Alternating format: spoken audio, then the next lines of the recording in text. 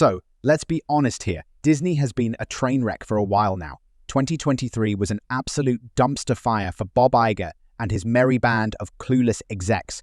Star Wars, Marvel, you name it, they flopped it. And honestly, 2024 hasn't been much better. The Acolyte was a mess, and Marvel Studios, well, they're still swirling in the same toilet bowl. Bob Iger is desperately trying to patch things up over at Disney, but let's be real, it's not working, and he's about as successful as someone trying to stop a sinking ship with duct tape. But enough about Disney's incompetence.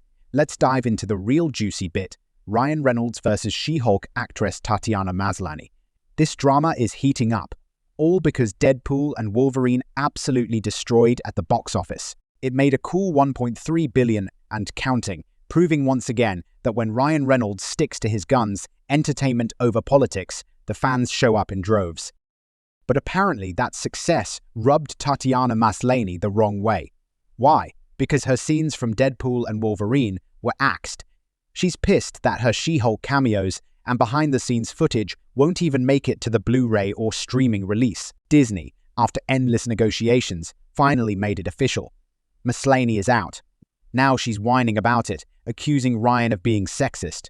Yup, she's pulling that card, folks. Here's the kicker. She was banking on that footage to keep her career afloat in the MCU, but let's be real, She-Hulk tanked harder than a lead balloon. So, she's out here screaming sexism at Ryan Reynolds because her scenes didn't make the cut. Meanwhile, Reynolds is just doing his job, focusing on making the movie entertaining, which, newsflash, it was. Ryan wasn't having any of her nonsense. He fired back at Maslany, and it got so heated that even Marvel Studios' golden boy, Kevin Feige, had to step in to try and calm things down.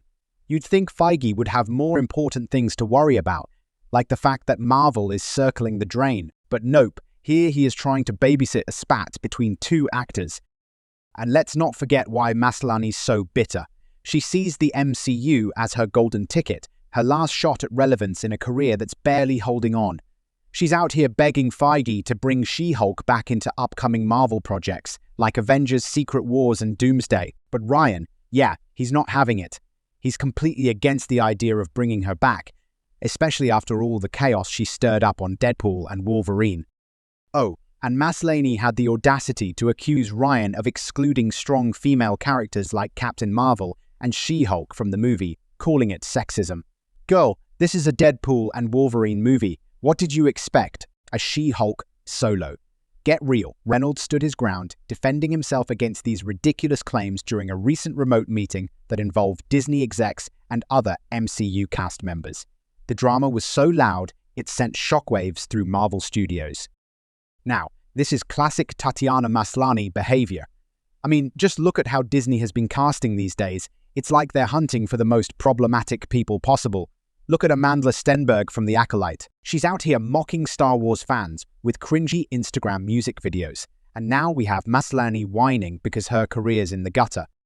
But here's where things get interesting. While Maslany's out here throwing tantrums, Disney is torn.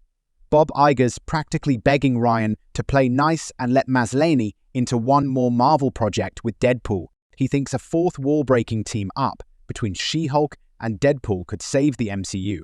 Spoiler alert, it won't. Ryan, of course, wants nothing to do with her. He learned the hard way on Deadpool and Wolverine that Maslany's impossible to work with, and he's not about to let her back in. Honestly, can you blame him? Disney, on the other hand, is still on the fence. Feige, being the flip-flopping mess that he is considering negotiating with Maslany to bring her back. This is the same guy who promises change, yet nothing ever improves. He's like the MCU's version of Kathleen Kennedy. Always talking, never delivering, and just like Kennedy, he's leading the ship straight into the iceberg. But Ryan's not playing that game. He's made it crystal clear. If Maslany comes back, he's out. He's already sick of the activism-infused nonsense that's been plaguing the MCU for years. He's not interested in working on movies that push agendas or deal with actors who bring their personal politics to set. And honestly, we need more actors like Ryan Reynolds and Henry Cavill, actors who stand up to the Hollywood machine and demand real, honest entertainment. So, the question is, how will Disney handle this mess? Will they cave to Maslany's whining and risk losing one of their biggest cash cows in Reynolds? Or will they finally realize that what fans actually want is good storytelling, not political preaching? Time will tell.